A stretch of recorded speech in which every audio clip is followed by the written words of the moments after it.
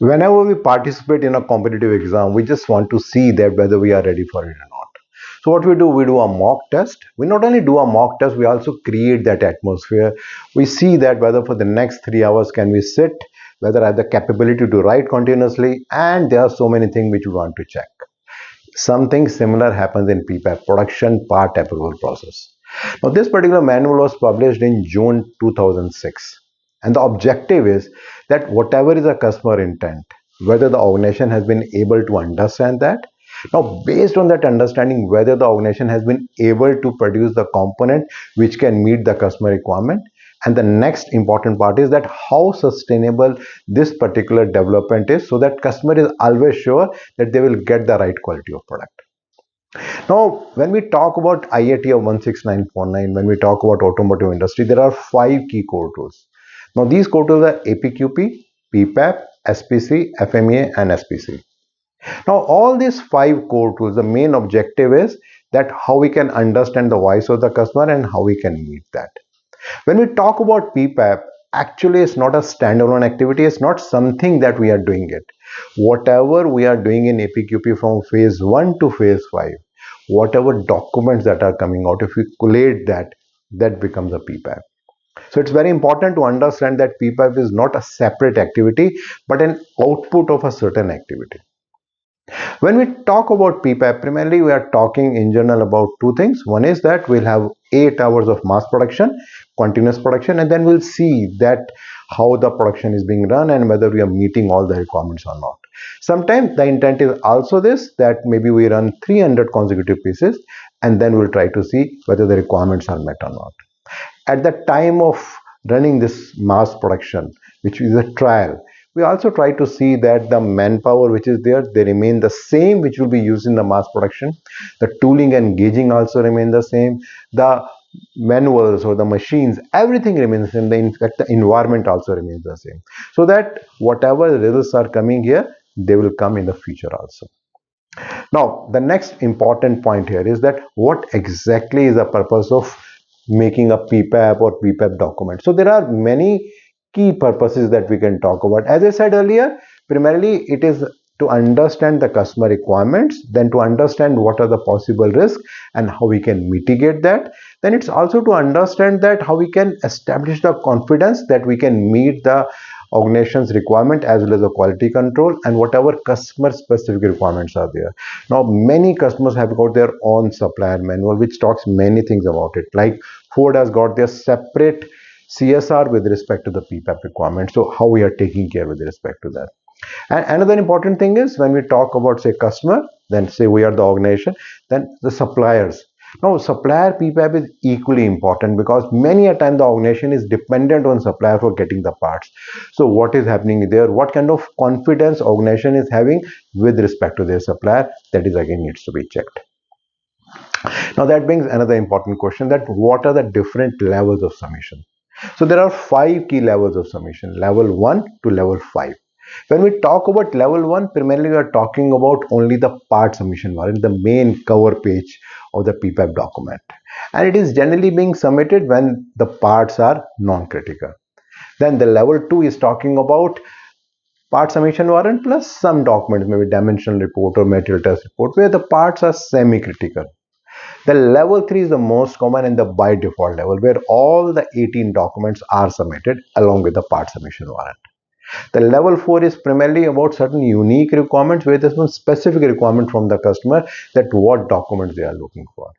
And then level 5 is primarily wherein the organization prepares all the documents and then organization come, they verify all those documents, and based on that decision is being taken what needs to be done. Now that brings another important question, that when PPAP gets revised. So there are many reasons and many ways when it can get revised. The first and the foremost is whenever there is any new product development, at that time the PPAP documents are being prepared. Then apart from that, if there is any engineering change, any 4M change in man, machine, material, method, in all those cases PPAP is being made. Now in all those cases it is not required we have to make all the 18 documents. There can be fewer documents which can be made, and it can also be on some specific request from the customer. Maybe some capacity increase or reduction is there, so maybe at that time customer wants to know what is the capability of the organization. Now, it's again important to understand that what is the output of PPAP. So primarily there are three key outputs of PPAP. The first one is talking about the approval, that customer has seen our capability with respect to productivity, quality, cost and timing, and they approve us. The second is that they are happy with certain thing, but still they are not happy with the quality or maybe the output that we are giving, so they give an interim approval. And the third is that they are rejecting it, they are not happy with whatever we did, maybe because the intent of the customer is not being understood, or maybe they are not confident that the organization will be able to deliver the products in a long term.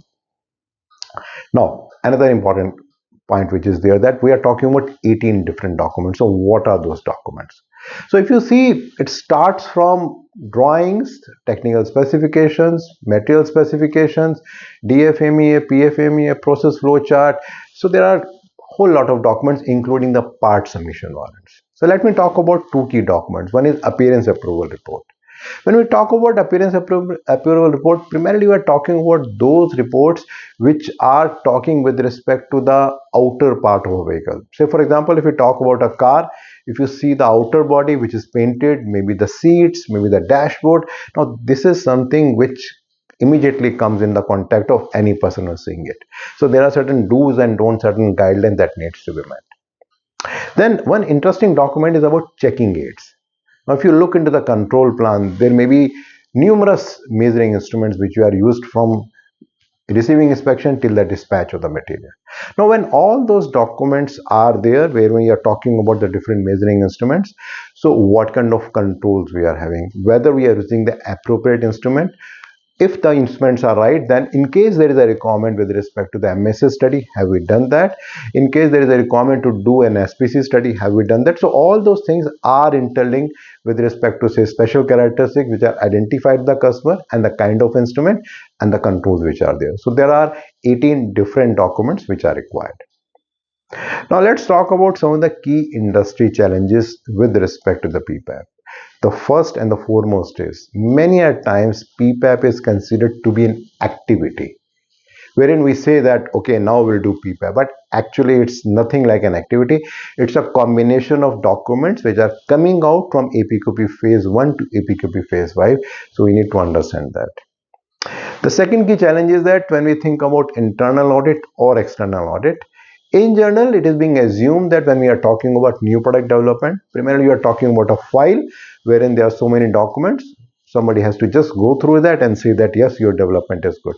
But primarily it is not a development but a demonstration of output of some of the documents. So we need to understand that. So if I do a summary, I talk about production part approval process. I talk about the 5 key core tools. Then I also talk about the key purpose with respect to the PPAP, that why we need that. And I also talk about the 5 levels from level 1 to level 5. I also talk about the when the PPAP is required, maybe because of the new product development, maybe any changes, 4M change. And I also talk about the 18 key document with respect to that. And then the last, I talk about the key challenge. But the summary is that PPAP is not an activity, it's an output of whatever is a customer requirement, whether we have understood that, and based on that understanding, whether we have given a commitment that we have been able to meet the intent of the customer. That's the main purpose of PPAP. My next video will be with respect to the reverse FM. Regularly, I'm getting a lot of feedback from your side and they're helping me to understand your expectations. So please do continue that. In case you want to understand a little bit more about this particular video, you will find a link below. If you click that, you will find a blog there. There you find this information in much more detail. And in case you are liking these kind of blogs and videos, you can always share with your friends and colleagues, and you can subscribe to my YouTube channel and my website bhavyamangla.com. I've got another channel, Life Lessons with Bhavya Mangla. In case you want to know more about life, you want to see different podcasts from different personalities of industry, you can always go through that and enjoy that. Thank you.